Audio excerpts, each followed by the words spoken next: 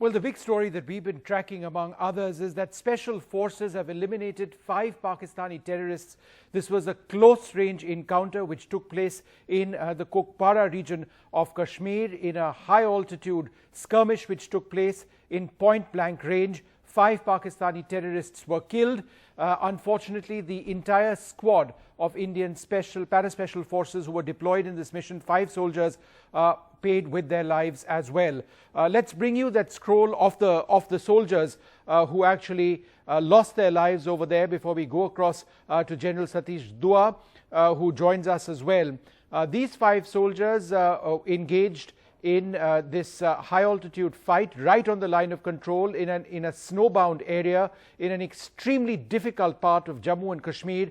The fence which separates India and Pakistan in that particular area was submerged in the snow, and then these soldiers were actually airlifted over there, were heli-lifted over there, and then were deployed to try and track down the 5 Pakistani terrorists. As it turned out, they were on a cornice in the snow which collapsed. They fell down into a nala, into a small stream.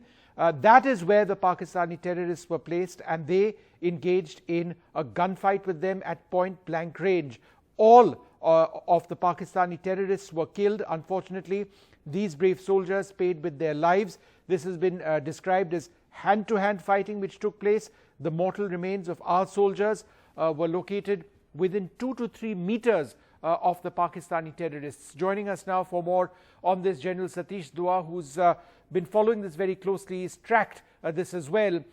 General Dua, what actually took place which resulted in this being a point blank range encounter, as it were?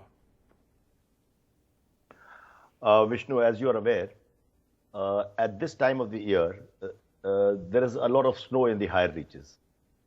You yourself brought out that there was a cornice that gave way, and it led to the encounter, the hand-to-hand close-quarter battle.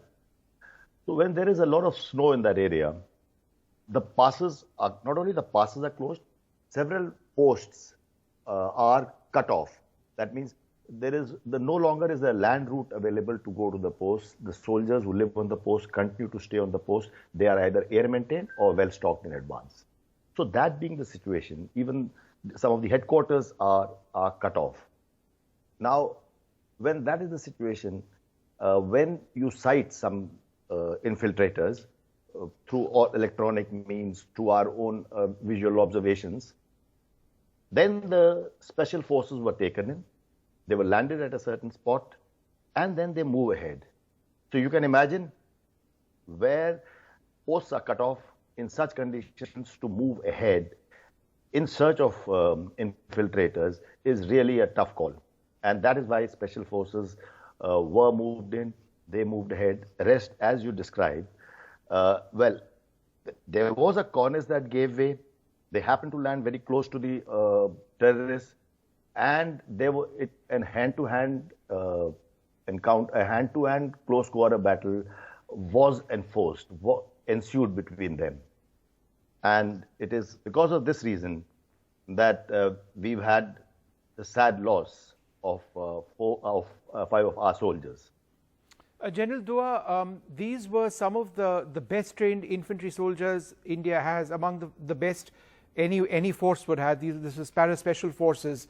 And what we are told is that they fought despite possible injuries, falling through that cornice, falling right into an area where the terrorists were deployed.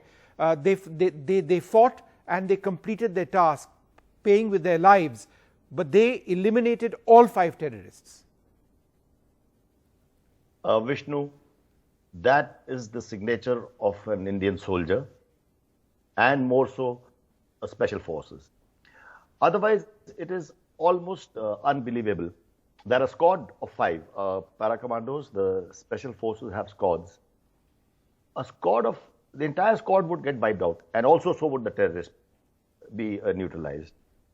It is only because, as you said, firstly, they had walked through, negotiated the snow, the harsh terrain and weather over there.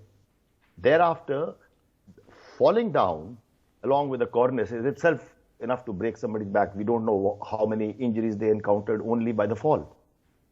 And a close quarter battle at that, whether it is a close quarter in terms of shooting at each other or hand-to-hand combat. I think it is the highest acumen of bravery and the soldierly qualities. This was literally the last man, last round kind of a thing, where they eliminated the terrorists, and we salute these brave hearts. Yeah, we do indeed. Thank you very much, General, for sharing those details with us. 5 brave hearts of the Indian Army. Yes, General, go ahead, sir. I just want to make one quick point. I mean, I really found it strange now as a retired man, but who's operated in those areas. I really found it strange. All over the country, all over the world, we are fighting the fight against COVID-19, the coronavirus as it's locally called. And here, terrorists are being pushed across. In the times when the world should come together to fight corona, we are also having to fight this scourge of terrorism across our LOC. I think that's such a critical point, General. There is no stopping the flow of terrorists despite the global pandemic we face right now. General, thanks very much for sharing your thoughts. Thank you very much indeed.